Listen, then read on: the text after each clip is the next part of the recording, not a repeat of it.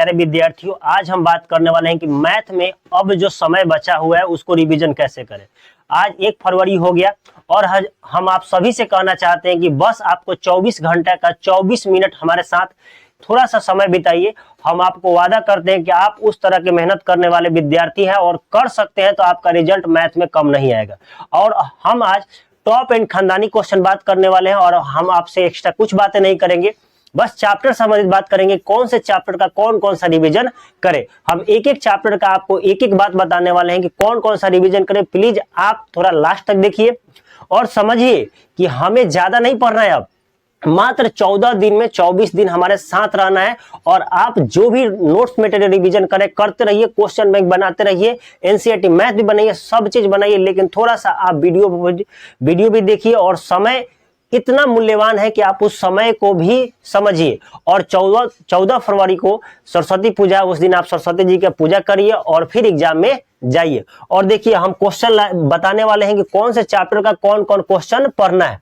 देखिए पहला, अगर वास्तविक संख्या हो तो क्या क्या पढ़ना है। सबसे पहले आप यूक्लिड विभाजन एल्गोरिथम से एचसीएफ निकालना आप सीख लीजिएगा। दूसरा है कि एक अपरिमेय सिद्ध करना सीख लीजिएगा। और तीसरा है कि शांत अशांत, ठीक, शांत अशांत और अभाज्य गुणनखंड विधि से देखिए हम थोड़ा शॉर्ट लिखेंगे, बातों को ध्यान से सुनिएगा कि अभाज्य गुणनखंड विधि से आपको एचसीएफ एलसीएम निकाल लेना है, ठीक। उसके बाद बात करें कि बहुपद में हमें क्या क्या पढ़ना है, तो बहुपद में भी ज्यादा आपको नहीं पढ़ना है। बहुपद में आपको एक शून्यक निकालना सीख लेना है, और शून्यकों के सत्यता की जांच। और दूसरा बात है कि आपसे एक क्वेश्चन दे सकता है कि द्विघात बहुपद का शून्यक देगा और कहेगा कि इसका द्विघात बहुपद ज्ञात करें। उसके बाद है दो चर वाले रैखिक समीकरण से एक फिक्स है कि 5 नंबर का ग्राफ पूछेगा, ये फिक्स है, ये एकदम खानदानी क्वेश्चन है। देखिए हम टॉप एंड खानदानी क्वेश्चंस के बारे में बात कर रहे हैं। और उसके बाद दो चर वाले रैखिक समीकरण में एक और देखिएगा कि एक भिन्न वाला संख्या होता है, बड़ी पूछता है कि यदि भिन्न में अंश में क्या जोड़े क्या घटा, इस तरह के। और इसमें 3 विधियां होता है, एक प्रतिस्थापन विधि, एक विलोपन विधि, एक ब्रजगुणन विधि, ठीक। इन तीनों विधि में से कोई एक विधि एग्जाम में पूछ देते हैं। अब इसके नेक्स्ट चैप्टर को हम आपको बता देते हैं। अब हम द्विघात समीकरण से बात करने वाले हैं कि द्विघात समीकरण से कौन कौन क्वेश्चन पूछे जा सकते हैं। तो एक द्विघात समीकरण का पूछेगा, इसका मूल ज्ञात करें, वो तो गुणनखंड विधि से पूछेगा। दूसरा होगा इसमें एक विवेचक पूछेगा, विवेचक डी का मान कैसे निकले, डी का मान कब कंडीशन में कैसे है, उस तरह के क्वेश्चंस होंगे।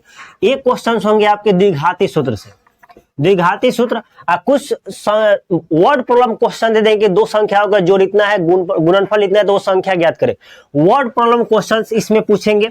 और एपी के बात करें तो एपी में आपको एक पूछेगा कि इस एपी का 10वां पद क्या है, ऐसे करके पूछेगा ना। तो क्वेश्चन दे देगा कि 15 एपी का योग इतना है, इस एपी का इतना, मतलब एक एपी के मान में एक लैंग्वेज टाइप के दे देगा, एक डायरेक्ट दे देगा, ठीक। दूसरा इसमें पूछता है एसएन के फॉर्मूला पर, एसएन यानी एन पदों का योग, इसमें भी लैंग्वेज दे देगा, वर्ड प्रॉब्लम नहीं तो सीधे देगा। देखिए आप सभी को हम ये भ्रम में नहीं रखना चाहते थे, आपको एक रियलिटी बता देते हैं कि अगर आप क्वेश्चन बैंक बनाए हुए हैं, पूरा सिलेबस क्लियर है, तो आप बोर्ड के एग्जाम में अच्छे कर पाएंगे। हम आपको सजेशन के लिए वीडियो बना रहे हैं ताकि आप ये जरूर ध्यान रखें कि हमें कौन कौन सा चैप्टर पढ़ना है। ये सभी क्वेश्चंस आपको टेलीग्राम में सभी पीडीएफ वाइज बना देंगे, उस क्वेश्चन को भी आप रिवीजन कर लीजिएगा, ठीक है। अब इसके बाद के चैप्टर को हम आपको लिखकर समझाते हैं कौन महत्वपूर्ण होने वाला है। इस बार 50% एक्स्ट्रा क्वेश्चन है।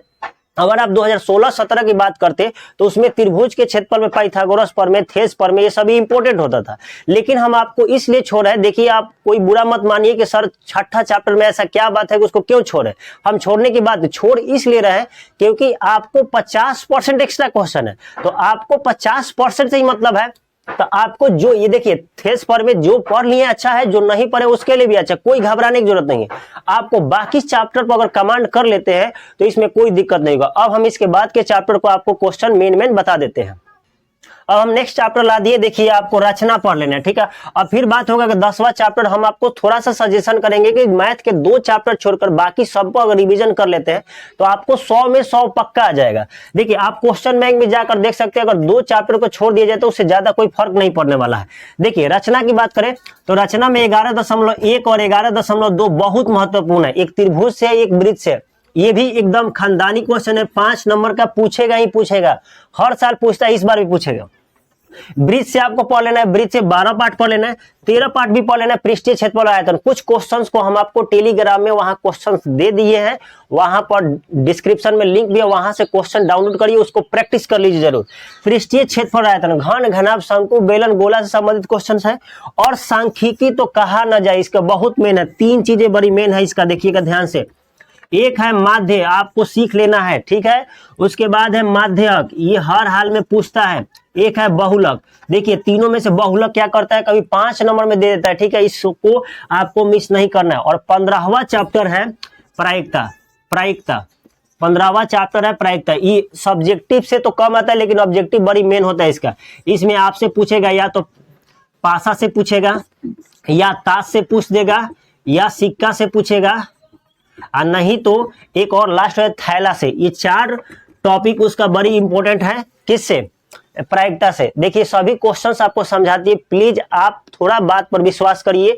अगर आप क्वेश्चन बैंक्स पढ़ लिए हैं, अगर ध्यान से दिए होंगे, देखे होंगे, तो ये सभी क्वेश्चंस पूछे ही जाते हैं। तो थोड़ा सा विश्वास करिए और इन्हीं क्वेश्चन को प्रैक्टिस कर लीजिए। जो भी समय है बहुत कीमती समय होने वाला है। अगर ये सभी वीडियो आपको समझ में आ रहा है तो वीडियो को थोड़ा सा लाइक जरूर करिए, और फिर मिलते हैं किसी नेक्स्ट वीडियो में, तब तक के लिए जय हिंद।